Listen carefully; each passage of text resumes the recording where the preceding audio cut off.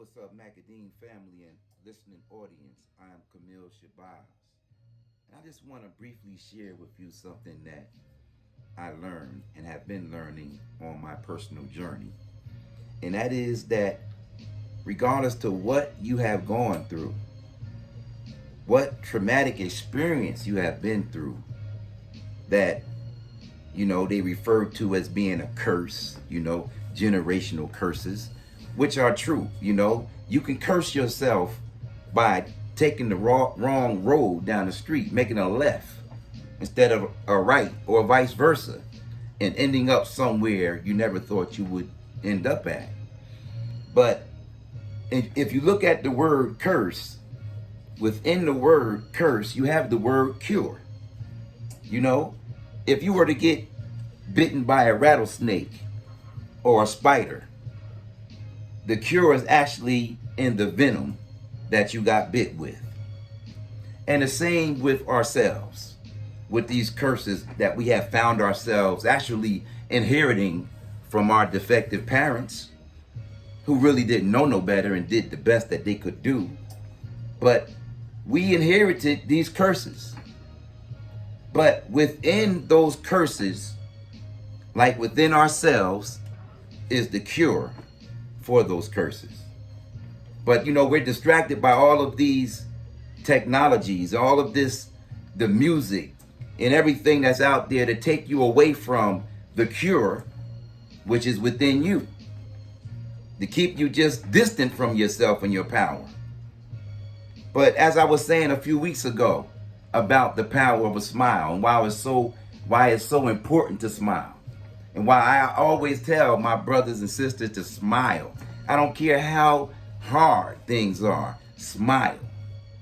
They did a study on those who, when they did when they reflected back on their yearbooks, they noticed, they did a study that all the people in the yearbooks who were smilers were the most successful.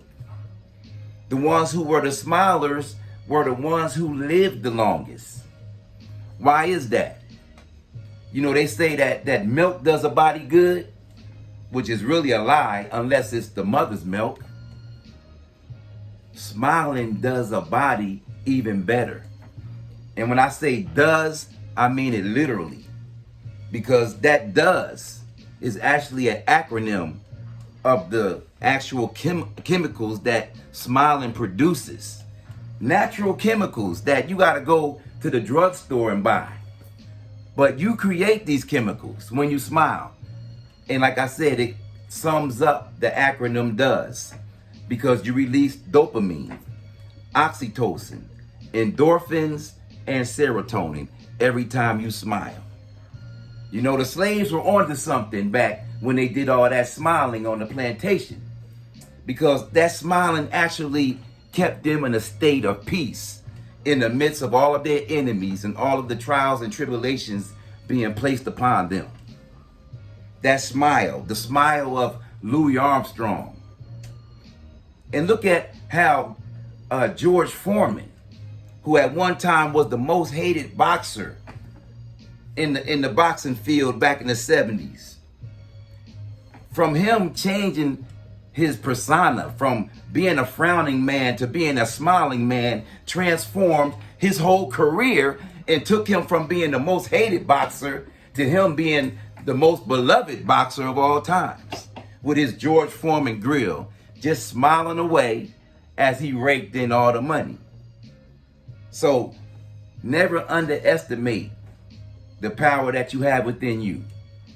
You have that power to produce all the medicine that you need. Just stay in a state of happiness, self-induced happiness, because the subconscious brain, the mind, cannot distinguish truth from falsehood.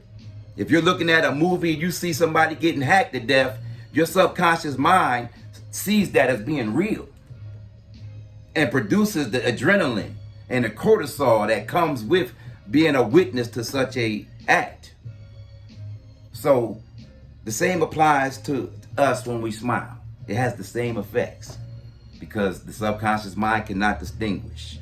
So stay in a state of smiling. and you will create the cures that you need biologically and eventually mentally. So remember, smiling does indeed do a body and actually a life good. More later. I think I covered everything, but if I didn't, I'll be back for a part 2. Peace.